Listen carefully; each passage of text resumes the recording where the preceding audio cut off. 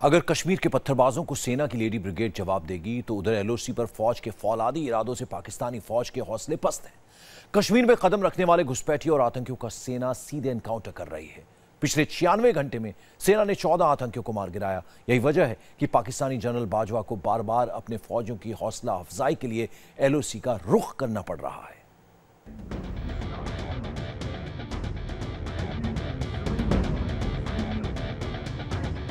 देहरादून की Indian military academy में भारतीय सेना प्रमुख, उनके सामने है भारतीय सेना का भविष्य। ये वो शूरवीर कैडेट हैं जो वतन की हिफाजत के लिए सेना में शामिल होने वाले हैं। सेना प्रमुख इनके हौसले और जज्बे को सलामी दे रहे हैं क्योंकि इनकी दिलेरी और जोश ही वतन को महफूज रखेगा। एक तरफ नए कैंडिडेट्स का जोश देखकर सेना प्रमुख बिपिन रावत का सीना फक्र से चौड़ा है, तो दूसरी तरफ एलओसी पर मौजूद हैं खुद पाकिस्तानी सेना प्रमुख जनरल कमर जावेद बाजवा का ताजा वीडियो। ये दो तस्वीरें दो देशों की सेना की सूरत हाल की तस्दीक कर रही हैं। आखिर पाकिस्तानी फौजी जनरल बाजवा को बार बार एलओसी के फॉरवर्ड लोकेशन तक क्यों दौड़ा रहे हैं? इस सवाल का जवाब कश्मीर में सेना के मौजूदा एक्शन में है। पिछले कुछ दिनों में भारतीय सेना ने जम्मू कश्मीर की सरहद पर पाकिस्तानी साजिशों को इस तरह मुंहतोड़ जवाब दिया कि पाकिस्तानी फौज के हौसले पस्त हो गए। सरहद पर भारतीय सेना इस कदर चुस्त है कि जो आतंकी एलओसी पार कर भारत में दाखिल होता है उसे मौत के घाट उतार दिया जाता है। पिछले 96 घंटों में ही सेना ने 14 आतंकियों को मार गिराया है। शुक्रवार को एलओसी पर भारतीय सेना ने 5 आतंकियों को ढेर किया, तो बुधवार को उरी में 7 आतंकियों का काम तमाम कर दिया। पाकिस्तानी सेना लाख कोशिशों के बावजूद गर्मियों के मौसम में कश्मीर में आतंकियों की खेप की सप्लाई करने में फेल हो रही है। यही वजह है कि खुद पाकिस्तानी जनरल बाजवा को एलओसी तक आना पड़ा और अपने फौजियों की हौसला अफजाई करनी पड़ी। इन तस्वीरों में पाकिस्तानी फौजियों के झुके कंधे और पीटे चेहरे इनकी हौसले की कहानी कह रहे हैं।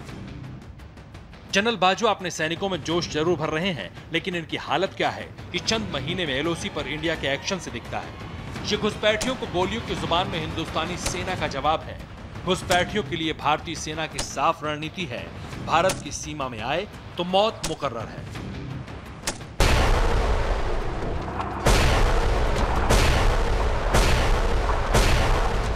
इतना ही नहीं, बार बार सीज फायर तोड़ने वाले पाकिस्तान को न सिर्फ गोला बारूद की भाषा में जवाब मिल रहा है, बल्कि पिछले महीने भारतीय सेना ने सीमा पार के बंकरों को भी चुन चुन कर तबाह कर दिया था। पाकिस्तान के खिलाफ भारतीय सेना का ये तेवर पाकिस्तान का हौसला पस्त कर रहा है। पाकिस्तान न सिर्फ कश्मीर में आतंकी भेजने में फेल हो रहा है, बल्कि उसे अपनी ही जमीन पर भारतीय सेना की गोलीबारी और तबाही झेलनी पड़ रही है। हमेशा चोरी छिपे कायरों की तरह हमले करने वाली, सीज फायर तोड़ने वाली सेना में इतनी हिम्मत नहीं कि वो सीना ठोककर भारतीय सेना का सामना करे।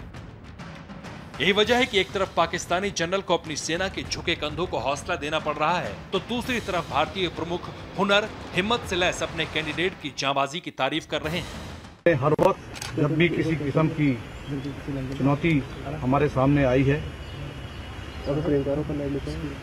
बड़ी ही बहादुरी के साथ अपना प्रदर्शन किया है और हर कायम में सफल होने पाए। पाकिस्तानी मीडिया रिपोर्ट्स के मुताबिक जनरल बाजवा ने अपने फौजियों से कहा है कि भारत के हर एक्शन का जवाब दिया जाए, लेकिन सच्चाई यही है कि एलओसी तक बार बार दौड़ लगाने वाले जनरल बाजवा के होश फाख्ता हैं। उन्हें समझ नहीं आ रहा कि भारतीय सेना के आक्रामक तेवरों का सामना कैसे किया जाए।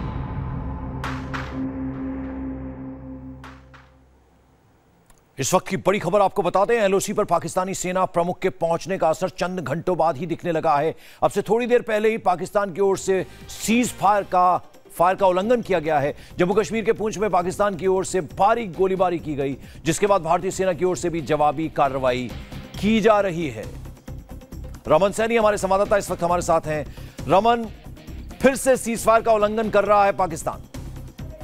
जी पंकज, देखिए दोहरा चेहरा है पाकिस्तान का। एक तरफ पाकिस्तान जो है वो सोमवार को जिस तरह से डीजीएफओ लेवल की बैठक हुई थी और बातचीत जो हुई है उसमें उसने गुहार लगाई है एलओसी पर शांति बरतने के लिए।